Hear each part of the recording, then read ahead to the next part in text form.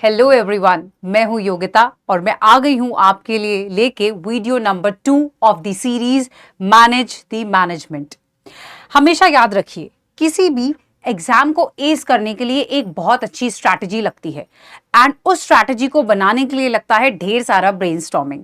पर मैं ये बात जानती हूं कि आप लोगों के पास शायद टाइम की थोड़ी सी कमी है, जिसकी वजह से आप उतना ज्यादा ब्रेनस्टॉर्म नहीं कर सकते हैं। तो मैं स्ट्रैटेजी लाई हूं आपके लिए कि इन 90 दिनों में, मतलब कि मार्च से जून तक, इन 90 डेज को हम कैसे यूज कर सकते हैं जिससे आपकी स्ट्रैटेजी फुल प्रूफ हो और आप कंप्लीटली अपने एग्जाम में एस कर पाए। मूविंग ऑन, कुछ भी चीज स्टार्ट करने से पहले सब लोग मुझसे क्वेश्चन पूछते हैं कि मैम, दिन में पढ़ें या रात में पढ़ें। और कुछ लोग बोलते हैं नहीं नहीं, दिन में पढ़ना चाहिए, दिन में पढ़ने से बहुत ज़्यादा नॉलेज आती है। कोई बोलता है मुझसे दिन में पढ़ा ही नहीं जाता और उसको ऐसा लगता है ओ माय गॉड, अब मैं क्या करूं। ऐसा कुछ भी नहीं है। लेट मी टेल यू, आप मॉर्निंग पर्सन हैं या फिर आप नाइट आउल हैं, मुझे मतलब है कि आप पढ़ते कितना है। जितना आप पढ़ेंगे, आप चाहे दिन में पढ़िए चाहे रात में पढ़िए, आपको सिर्फ पढ़ना है और पढ़ना भी ऐसा जिसमें कोई भी डिस्ट्रैक्शन ना हो। तो इस क्वेश्चन को अपने दिमाग से अभी के अभी हटा दीजिए कि मैं दिन में पढ़ूंगा तो एग्जाम क्लियर हो जाएगा और शायद रात में पढ़ के ना हो। ऐसा कुछ भी नहीं होता है। स्ट्रैटेजी में मैं आपसे दो बातें करना चाहती हूं। सबसे पहली बात, आप प्रायोरिटाइज करिए की एरियाज को। मतलब 90 डे स्टार्ट करने से पहले मैं आपसे दो बातें बताऊंगी कि आपको अपनी की एरियाज को प्रायोरिटाइज करना है एंड सेकेंड नंबर पे आपको मेंटल एंड फिजिकल हेल्थ के बारे में भी जानना है। मूविंग ऑन, नंबर 1, प्रायोरिटाइज की एरिया। व्हाट आर की एरियाज? की एरियाज हैं कि आपकी स्ट्रेंथ क्या है एंड आपकी वीकनेस क्या है। जैसे मेरी स्ट्रेंथ होती थी सपोजिटली कि कुछ सब्जेक्ट्स मुझे बहुत अच्छे से आते थे, तो मैं कोशिश करती थी मैं उनको फटाफट निपटा दूं और उसके बाद जो मेरे वीकेस्ट पॉइंट हैं मैं उनको हिट किया करती थी। तो आपको इन 90 दिनों में ये जानना जरूरी है कि मेरे स्ट्रॉन्ग पॉइंट में फटाफट कंप्लीट करूं और उसके बाद मैं अपने वीकनेसेस पे जाऊं। Understood? Very good. Now second, हम क्या करते हैं, हम इंपॉर्टेंट टॉपिक्स रिव्यू करते हैं। जैसे कि कुछ हमारे कैंडिडेट्स जो हैं इस टाइम, एस्पिरेंट जो हैं, हो सकता है वो कंप्लीट फ्रेशर्स हों, और दूसरी तरफ एक एस्पिरेंट होते हैं जो ऑलरेडी बहुत बार नेट दे चुके हैं और ऑलरेडी नेट को भी क्लियर कर चुके हैं, जिनका शायद जेआरएफ नहीं हो रहा। तो अगर आप फ्रेशर्स हैं तो आपको 90 डेज में तो एटलीस्ट वो इंपॉर्टेंट पॉइंट्स निकालने ही पड़ेंगे जिनको आपको बार बार पढ़ना है, क्योंकि टाइम एक्चुअली में बहुत कम रह गया है। तो अभी आपको इंपॉर्टेंट टाइम जो टॉपिक्स हैं उस पर ध्यान देना पड़ेगा। एंड अगर आप नेट ऑलरेडी निकाल चुके हैं बट आपका जेआरएफ नहीं निकल पा रहा, या फिर आप नेट दे चुके हैं आपका नेट ही नहीं निकल पा रहा है, तो भी आपको इंपॉर्टेंट टॉपिक्स जो आपकी वीकनेस आपके सामने बार बार आ रही है उस पे फोकस करना है। तो this is your first point. Strategy में दूसरा पॉइंट जो बहुत इंपॉर्टेंट है, शायद जिसके बारे में लोग बात नहीं करते पर मुझे बात करना बहुत पसंद है, वो है कि आप अपनी मेंटल एंड फिजिकल हेल्थ पे ध्यान दीजिए। अपनी मेंटल एंड फिजिकल हेल्थ पे ध्यान दीजिए। मेंटल फिजिकल हेल्थ पे ध्यान क्यों दीजिए? देखिए, अगर आप स्वस्थ नहीं हैं, दिमागी रूप से स्वस्थ नहीं है, मैं आपको कितना भी आपके अंदर पढ़ने की चाह हो, आप पढ़ नहीं पाएंगे। बहुत जल्दी बोर हो जाएंगे और आपके अंदर कंसिस्टेंसी बिल्कुल नहीं बनेगी। इसलिए आप एक्सरसाइज करिए। आप एक्सरसाइज कैसे करेंगे? आप सपोजिटली आप बहुत दूर नहीं जा सकते, आप जिम नहीं जा सकते, आप योगा करना पसंद है, योगा करिए। मैं तो कह रही हूँ कुछ नहीं कर सकते, थोड़ी देर चलिए, पर एक्सरसाइज एंड मेडिटेट जरूर करिए। Second, 7 to 8 hours of sleep. मैं तो कहती हूँ बढ़िया नींद लो, ऐसी नींद लो कि सुबह फ्रेश हो जाओ। उस चीज़ का मैं कभी फ़ायदा नहीं मानती कि 4 घंटे सो लिए और 5वें घंटे उठ के बोलते हैं कि हम पढ़ रहे हैं और पढ़ाई में बिल्कुल मन नहीं लग रहा है। तो मेरे हिसाब से आप 7 से 8 घंटे अपना एक स्लीप का स्केड्यूल रखें। इन दो पॉइंट्स को जानने के बाद हम आते हैं कि हमें 90 दिन को कैसे प्लान करना है, जिसमें आपको 5 डेज मैंने दिए हैं। Know the type of question and review past question paper. मतलब कि आप अपना सिलेबस पढ़ें, सिलेबस पढ़ने के तुरंत बाद आप पढ़ेंगे अपना PYQs। बढ़िया, आज बैठ जाइए, स्टार्ट कर दीजिए, गैदर कर लीजिए PYQs को, NTA की वेबसाइट से निकाल लीजिए, और उसके बाद आपको करना है इन दोनों का एनालिसिस। इस चीज़ के लिए आप 5 दिन लीजिए। जब आप 90 में से 5 दिन ले लेंगे तो आपके पास बचेंगे रिमेनिंग 85 डेज। अब बचे हुए 85 डेज में मैं आपको 5 दिन और देती हूँ। मैं बहुत खेलना कूदना पसंद करती हूँ, मैं चाहती हूँ मेरा हर बच्चा स्वस्थ रहे, मस्त रहे। तो सारे एस्पिरेंट्स जो दे रहे हैं, मैं जानती हूँ कि पढ़ाई के साथ साथ आपको होली आती है, दिवालियाँ आती हैं, ऐसी बहुत सारी चीज़ें आती हैं जिसमें आपको घर में कोई फंक्शन है जो टाइम एक्चुअली देना पड़ता है, और अगर आप टाइम वहाँ नहीं देते तो आपका मन ऐसा हो जाता है कि अरे क्या कर रहा हूँ मैं। तो आपको मैं 5 दिन देती हूँ आपके लेजर के, आराम से 5 दिन। मान लीजिए कि आप संडे में निकाल देंगे, आप दोस्तों के साथ निकाल देंगे, तो हमारे पास 5 + 5 10 डेज माइनस करने के बाद बचते हैं 80 डेज। अब इन 80 डेज में से हम 70 दिन दे रहे हैं पढ़ने के लिए, तो मैम बाकी 10 दिन अभी बताऊंगी।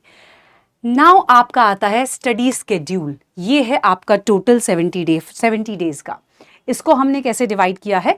इसको हमने यूनिट वाइज एंड उसके अंदर भी सब्जेक्ट वाइज डिवाइड किया है। मैम सब्जेक्ट वाइज क्यों? ये आप जाइए मेरा सिलेबस वाला डिस्कशन वाला वीडियो देखिए, उसमें आपको समझ आएगा कि यूनिट तो 10 हैं बट एक्चुअली हमारा जो सिलेबस है वो बहुत वाइड है।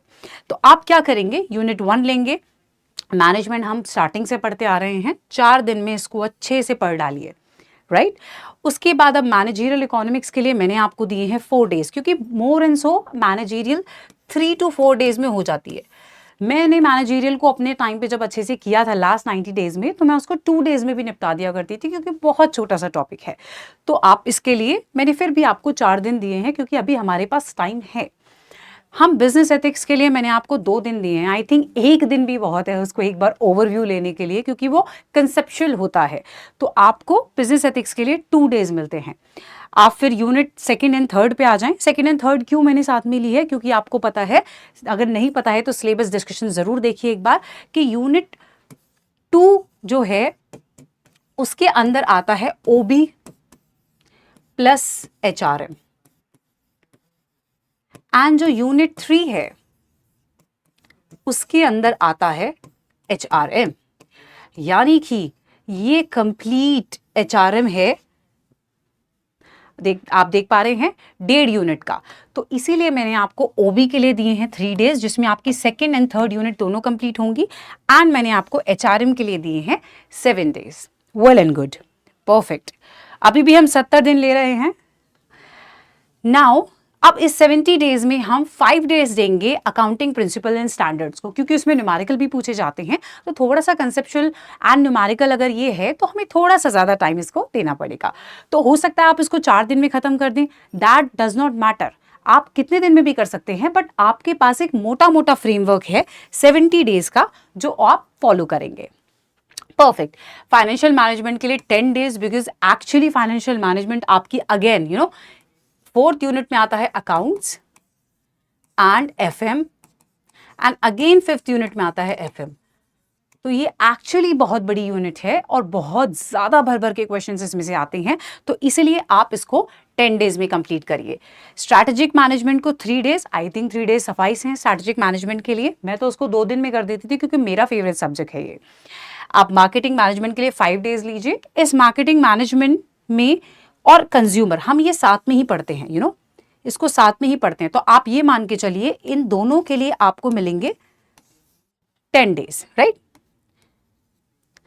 10 डेज, परफेक्ट। अभी हम यूनिट 8 पे आते हैं। यूनिट 8 पे हम दे रहे हैं स्टैटिस्टिक्स को 7 डेज। अगेन मैं न्यूमेरिकल को ज़्यादा दिन देती हूँ, क्योंकि न्यूमेरिकल को आप सिर्फ पढ़ते नहीं हैं, न्यूमेरिकल को आपको सॉल्व करना होता है, एंड जब आप सॉल्व करते हैं तो आपको कहीं ना कहीं टाइम लगता है, और एक मज़ा भी आता है आपको न्यूमेरिकल सॉल्व करने में। ऑपरेशंस मैनेजमेंट को मैंने 5 डेज दिए, क्योंकि बच्चे ऑपरेशन मैनेजमेंट से कतराते हैं। देखिए ये आप याद रखिएगा, आप डेज अपने हिसाब से ऊपर नीचे कर सकते हैं। ये मैंने आपके लिए ब्रेनस्टॉर्म करके एक चीज़ बनाई है, जिससे आपको शायद जो मेरे को हेल्प करा वो आपको भी हेल्प करे। बट आपको ये दिमाग में रखना है कि स्टडी स्केड्यूल को मुझे 70 डेज में ही डिवाइड करना है। प्लस माइनस आप लोगों के ऊपर। ऑपरेशंस मैनेजमेंट 5 डेज में करते ही इंटरनेशनल बिजनेस आराम से 5 दिन में हो जाता है। और इसी तरीके से ईडी एंटरप्रेन्योरशिप डेवलपमेंट भी इजी 5 डेज में हो जाता है। अगर आप इन दोनों को 10 डेज में सपोजिटली लेके चलते हैं, तो अगर मान लीजिए इसका आपका 4 दिन में आईबी हो गया है, तो आप जाके ईडी 6 डेज में कर लीजिए। ये आपके ऊपर है। देखिए, हर इंसान भिन्न है, हर इंसान में इंडिविजुअल डिफरेंस पाया जाता है। कोई सब्जेक्ट आपके लिए हार्ड है एंड कोई सब्जेक्ट मेरे लिए हार्ड है, तो हर आदमी उस हिसाब से उसको चेंज करता है। तो स्ट्रैटेजी आप अपनी पर्सनलाइज्ड बनाएं, ब्रेनस्टॉर्म मेरा यूज करें। ये सब करने के बाद हम करेंगे रिवीजन। मैंने 70 डेज आपको दिखाए, जिसमें हमने 5 डेज हमने दिए हैं PYQ को प्लस सिलेबस को। उसके बाद हमने 5 डेज दिए हैं लेजर को, एंड उसके बाद हमने 70 डेज दिए हैं पढ़ाई को। मतलब आप केवल पढ़ रही हैं, तो आपके वो 70 डेज गए स्टडी स्केड्यूल को। अब बाकी बचे हुए 10 दिन धुआंधार रिवीजन करिए। रिवीजन बहुत बहुत इंपॉर्टेंट है, इसलिए मैंने आपको ये 10 डेज दिए हैं। ये 10 डेज मैंने आपको 90 डेज में से दिए हैं। हो सकता है आपका एग्जाम हो सकता है आपका एग्जाम बहुत ज़्यादा आगे बढ़ जाए, 5 दिन आगे बढ़ जाए, हो सकता है 6 दिन आगे बढ़ जाए, है ना। आपका सब्जेक्ट जब भी पढ़ता है तो हो सकता है आपके पास ज़्यादा दिन हो, बट आप 80 दिन में हाथ छोड़ देंगे, मेरा काम हो चुका है। 80 दिन के बाद आप सिर्फ करेंगे रिवाइज। तो 90 डेज में से जो लास्ट पार्ट आता है वो आता है रिविजन। रिविजन बहुत इंपॉर्टेंट है। अगर आप रिविजन नहीं करेंगे तो कुछ भी रिटेन नहीं रहेगा। सो आई थिंक आपको क्लियर हो चुका है किस तरीके से डिवीजन करना है, क्या है, लास्ट में आपका रिवीजन है। और मैं सबसे लास्ट में आप लोगों से एक बात कहना चाहती हूँ, ये केवल एक एग्जाम है, आपकी पूरी जिंदगी नहीं। इसीलिए लाइफ में एग्जाम को एग्जाम की तरह ट्रीट करें, और अगर आप एग्जाम को एग्जाम की तरह ट्रीट करेंगे तभी आपका एग्जाम क्लियर होने के चांसेस बढ़ते हैं। निराशा मत लाइए, लाइफ में खुशी लाइए, फन लाइए कि मैं तो इसको कर दूंगा, ये तो मेरे से हो जाएगा। पर्सपेक्टिव की बात है कि आप दुखी होके करें या सुखी होके करें। मुझे तो सुखी होके और हंस के मजा आता था कि ओफो अभी आज ये नहीं कर पाई मैं, पर कोई बात नहीं, tomorrow I will kill it. तो ये आपका पर्सपेक्टिव होना चाहिए। मैं तो कहती हूँ काम से ही बनता है काम, मतलब काम रहिए। जितना काम एंड कंपोज रहेंगे उतना आपका काम बनता रहेगा। तो मैं सेम फंडा फॉलो करिए कि काम से ही बनता है काम। तो पैनिक मत होइए, ये छोटा सा एक एग्जाम है। जब आप क्लियर कर लेंगे ना, तब बोलेंगे ओ माय गॉड इतना इजी था ये। और इसको इजी बनाने के लिए मैं आपके साथ पूरे टाइम रहूंगी, आपके मैनेजमेंट के एग्जाम को कंप्लीट करने के लिए।